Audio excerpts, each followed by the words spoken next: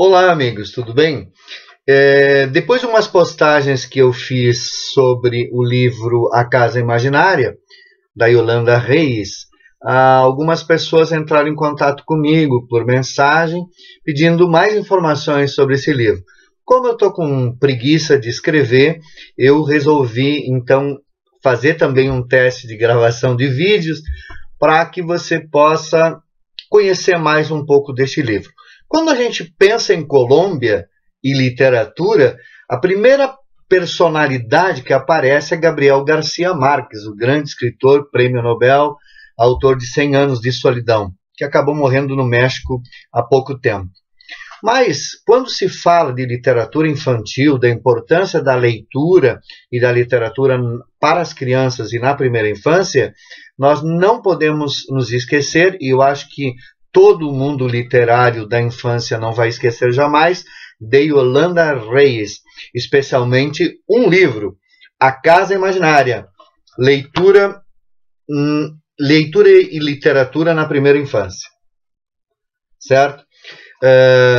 Quem me indicou esse livro foi uma grande especialista em leitura e literatura, que é a Noia Kern, que a maioria dos meus amigos do Facebook conhece. Bom, a Yolanda relata nesse livro uma experiência que ela teve em Bogotá, na Colômbia, com crianças, bebês, uma experiência de leitura, de contação de história, desde do nascimento praticamente.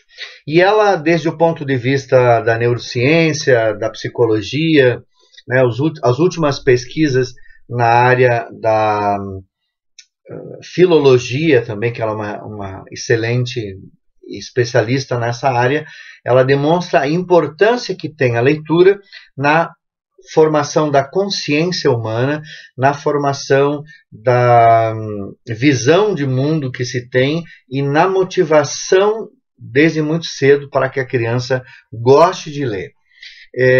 Uma das coisas mais importantes é que ela demonstrou que as crianças conseguem superar muitas das suas dificuldades de lidar com afeto a partir da leitura e da história. E se a vida da gente ela é cheia de fragmentos, ela tem pedaços que a gente acaba deixando eles soltos e a gente tem dificuldade de criar uma ordem na vida da gente, quando você lê uma história ou quando você ouve uma história que tem início, meio e fim, você acaba tendo essa sensação de que a vida da gente também ela é organizada, embora na prática a gente sabe que não.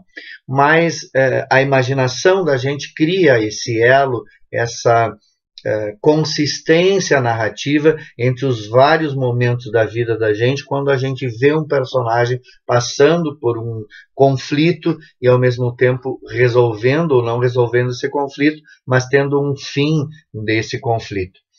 É um livro encantador, assim, demonstra desde o ponto de vista e com fundamentação científica como é importante a leitura desde antes do nascimento e como essa leitura também tem importância se prolongando ao longo da vida. Embora o livro seja focado basicamente na primeira infância, o bebê, né, a criança, ele demonstra a importância da leitura para qualquer idade. E é muito interessante quando ela pergunta, ou ela tenta responder, eu vou ler esse parágrafo, eu acho bárbaro esse parágrafo, quando a gente tem que parar de ler para o filho quando a gente não precisa mais contar história. E ela diz o seguinte, aqui na página 85. Até quando devo ler para meu filho? É uma das típicas perguntas que os pais me fazem habitualmente. Até que ele resolva expulsá-lo de sua casa, respondo. E se ele ficar preguiçoso e nunca quiser ler sozinho? A prática parece nos dizer o contrário. A criança a quem os pais e professores continuam lendo, mesmo quando se supõe que já sabe ler, vive uma experiência afetiva que compensa as dificuldades transitórias da alfabetização inicial. E por isso, é melhor deixar que ela própria decida, ou seja, ela própria decida quando você não precisa mais contar a história para ela. Se sabemos que inevitavelmente chegará o momento em que as crianças fecharão as portas a fim de sair de suas habitações reais e simbólicas, o argumento de aproveitar ao máximo o tempo ritualístico de conversar em torno de um livro torna-se contundente para lhes oferecer uma experiência humana imaginária por meio dos personagens. E aqui ela encerra esta frase que eu cortei no meio, dando uma definição do que, na essência, é a experiência de ler um texto literário. E ela diz, então, concluindo,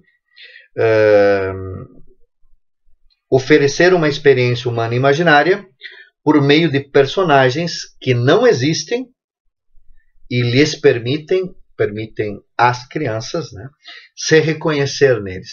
Eu acho que essa é uma das principais razões da gente gostar de ler. A gente encontrar um personagem que é inventado, que é imaginário, mas que a gente se identifica com ele nos seus dramas, nos seus conflitos, e através dessa experiência da linguagem, a gente acaba tendo a mesma vida do personagem, e nesta vida a gente aprende a lidar com as nossas emoções. Então fica aqui essa indicação de leitura, um livro para professores, para pais, para quem gosta de ler, e principalmente para quem está preocupado com a leitura nas crianças, que eu acho que é onde a gente começa a formar o leitor. Um grande abraço e muito obrigado. Vamos para a nossa casa imaginária, para a nossa janela imaginária.